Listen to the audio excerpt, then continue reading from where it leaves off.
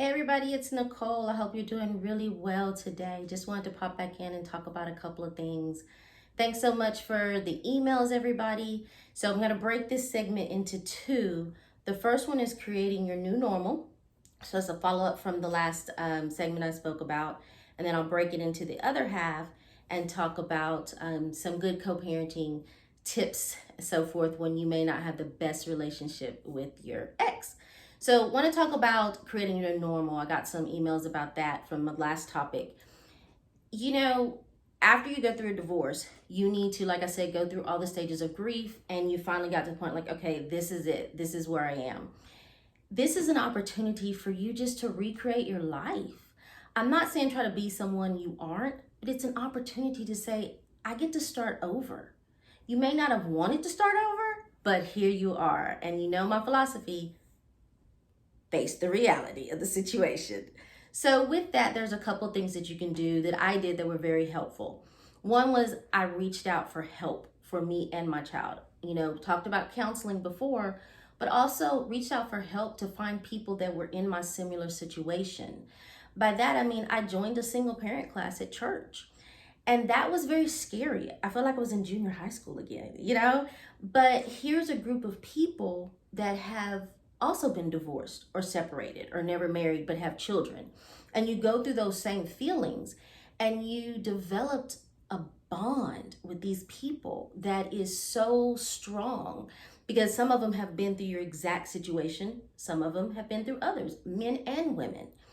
And you realize that it's not just for you, but it's for your children too. One of the biggest things, I'm a very independent person. But after divorce, I didn't want to travel with just me and Bryce, like go far away, because I was like, oh my gosh, what if I can't keep up with them? This, and this, crazy stuff. But it hit home with me. And I was like, oh my gosh, I am alone. This is crazy. But developing that friendship and finding a group of people who have your back is really important. Now, I'm not saying get rid of your old friends.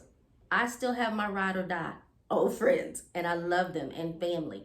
But you also need to develop new friends.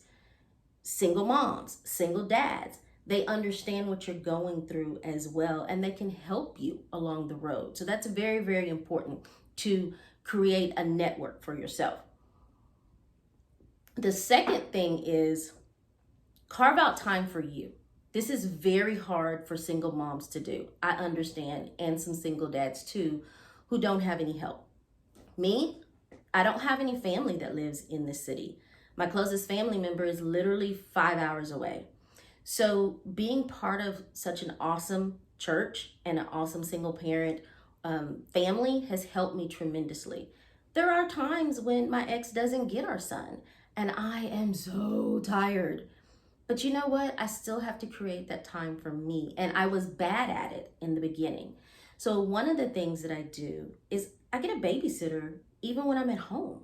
I literally get a babysitter to watch Bryce and play with Bryce when I'm taking a nap.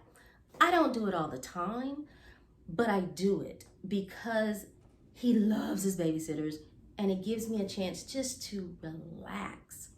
So for example, after I've gone like 2 months or so and Bryce and I have not had a break from each other, it's time. I have hired the babysitter to come over, and I've told her I'm going to go in my room. I'm going to lock the door. I'm going to take a bath. I'm going to watch TV. I'm going to take a nap. Act like I'm not here. And that's exactly what I do. I feed them.